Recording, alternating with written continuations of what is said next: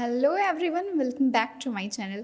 तो आज की वीडियो में हम बात करेंगे CUET के बारे में। ये क्या है और इसका इम्पोर्टेंस क्या है, ये सब मैं बताऊंगी। अगर आप भी BSc, BCom या फिर BA कर चुके हैं, ग्रेजुएट हैं, तो ये आपको उन लोगों के लिए क्यों इम्पोर्टेंट हो जाता है, आपको इसके आगे क्यों PG या फिर B.Ed कोर्स करना है, ये सब मैं बताऊँगी। तो इस वीडियो में आपको मैं ये भी बताऊँगी कि मैंने MSc क्यों नहीं किया और B.Ed कोर्स क्यों चूज़ किया, और फिर B.Ed कोर्स में भी मैंने मैथ सब्जेक्ट क्यों चूज़ किया और आप लोगों को क्या चूज़ करना है ये भी मैं बताऊंगी। तो सबसे पहले हम लोग बात करते हैं कि CUET क्या है।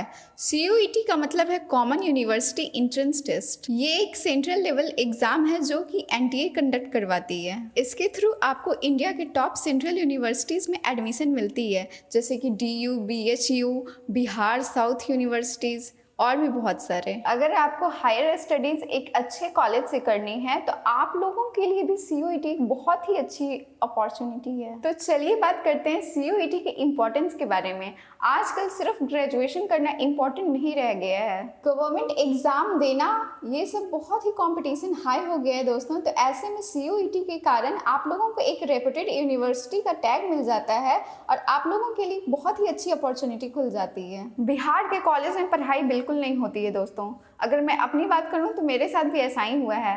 मैंने बिहार से BSc किया, लेकिन BSc में पढ़ाई बिल्कुल भी नहीं हुई, जिसके कारण अब मैं MSc नहीं कर पाऊंगी। तो ऐसे में CUET एक बहुत ही अच्छा अपॉर्चुनिटी देता है मुझे भी और आप सबको भी। तो क्योंकि दोस्तों मैं MSc अब नहीं कर सकती, ऐसे में मेरे लिए B.Ed ही एक ऑप्शन है।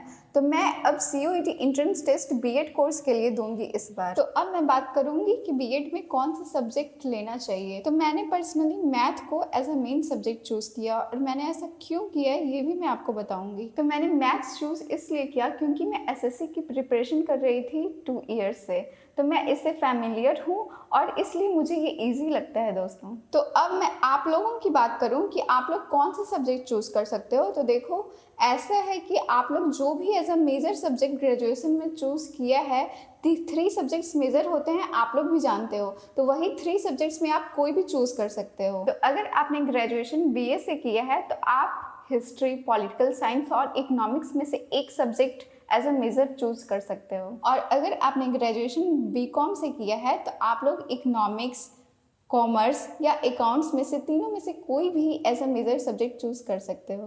तो अगर मैं बात करूं कट ऑफ की, तो कट ऑफ जो है अलग अलग यूनिवर्सिटीज़ में कैटेगरी के हिसाब से वेरी करती है। सेंट्रल यूनिवर्सिटीज़ में कट ऑफ 200 से 300 के बीच में वेरी करती है आउट ऑफ 400 में।